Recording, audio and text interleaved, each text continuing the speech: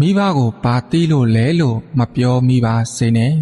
မိဘကမွေးမိဘကကျွေးလို့ဒီရွယ်ဒီရောက်လာတာကိုခမည်းတော်ကဘာတီးလို့လဲဘာနားလေလို့လဲလို့လေးတမမနဲ့အော်ဟစ်လိုက်တဲ့စကားတန်ကအလွန်ကိုမှရက်စက်ရရောက်ပါတယ်ဒီစကားကိုကိုယ့်ရဲ့မွေးမိခင်ဖခင်ကိုပြောလိုက်တဲ့အချိန်မှာသားသမီးဖြစ်သူကကိုအရန်တော်နေတယ်လို့ထင်နေမိပေမဲ့တကယ်တမ်းမှာတော့ကိုတတ်သေးလိုက်တာနဲ့အတူတူပါပဲဒီစကားတန်ကိုကြားလိုက်တဲ့အခါမိဘတွေရဲ့ရှင်ထဲမှာဘယ်လိုခံစားရမှာလဲသားသမီးလေးမွေးလာတော့အသက်ရှူတန်လေးကိုဂယုတစိုက်နားထောင်ခဲ့ရတဲ့သူတွေပါသားသမီးတွေဖျားနာတော့ညလုံးပေါက်မအိမ်ပဲကတင်ဘေးနားမှာထိုင်ဆောင်ခဲ့တဲ့သူတွေပါ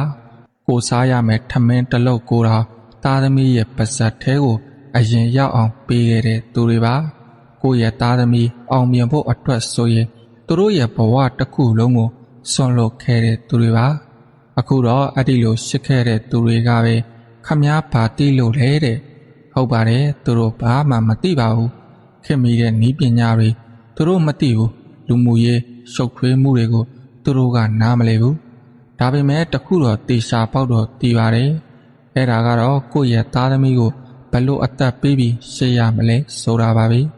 သားသမီးတွေမေ့လျော့နေတဲ့အချက်တစ်ခုကလည်းရှိနေပါသေးတယ်ကိုဒီနေ့ပြောလိုက်တဲ့လေးတမမစကလုံးတွေကမိဘတွေရဲ့ရှင်ထဲမှာအနာတရားဖြစ်သွားတာကိုပြန်ကူစားလို့မရနိုင်ပါဘူးအဲဒီလိုစကားတခွန်းကြောင့်သူတို့မျက်ရည်ကျရတဲ့အခါတိုင်းသူတို့ရဲ့ရှင်ထဲမှာပူလောင်ရတဲ့အခါတိုင်းသားသမီးတွေရဲ့အဖြစ်ကိုသူတို့ကမြစ်ပစ်ဖို့စူးစမ်းပင်မဲ့ခွင့်လွတ်ပေးရတာပို့ပြီးတော့ပင်ပန်းလိုက်ရတတ်ပါတယ်အရှိန်မနှောင်းသေးပါဘူးကိုယ့်ရဲ့မာနတွေကိုခဏရှပါကိုမွေးထားလို့ဒီနေ့အထိလူလားမြောက်လာတာကိုအတိအမှတ်ပြုပေးပါ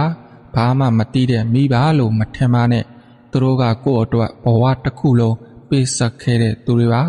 မိဘရဲ့မျက်ရည်ဟာသားသမီးအတွက်ဆိုရင်တော့ကြိမ်စာတစ်ခုလိုပါပဲမိဘကိုစော်ကားမိတဲ့အချိန်မှာကိုယ့်ရဲ့ကံကြမ္မာတွေရလဲယိုရင်းလာနိုင်တယ်ဆိုတာကိုတတိပြုစေရှင်းပါတယ်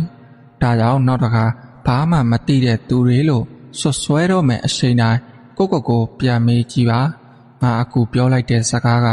ငါ့ကိုအသက်နဲ့ပေးပြီးရှစ်ခဲ့တဲ့သူတွေအတွက်ဘလောက်တောင်နာကျင်စရာကောင်းပါလေကျွန်တော်ကတော့စာပေလေးတွေနေ့စဉ်ဝေမျှပေးနေသူဝေဖြိုးအောင်ဖြစ်ပါတယ်